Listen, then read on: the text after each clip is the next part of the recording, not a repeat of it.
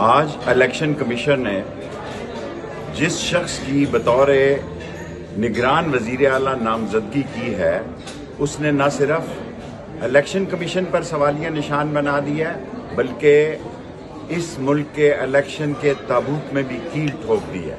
یہ ایسے ہی ہے جیسے کہ دودھ کی رکھوالی پر بلا بٹھا دیا ہے۔ یہ 13 جماعتیں جو مرضی کر لیں، عوام کے فیصلے کو روکنا پاکستان کے ساتھ ناانصافی اور زیادتی ہوگی۔ پاکستان ایک گھمبیر سنگین اقتصادی، معاشی اور سیاسی عدم استحکام سے گزر رہا ہے۔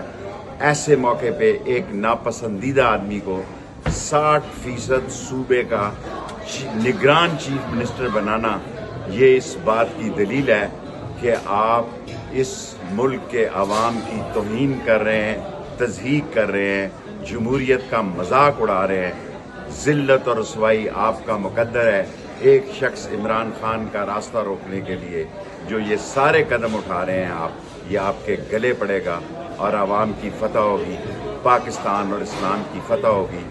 آپ نیست و نابود ہوں گے اور آپ کے تمام ارادے ناکام ہوں گے۔ پاکستان کی قوم آپ کو شکست دے گی۔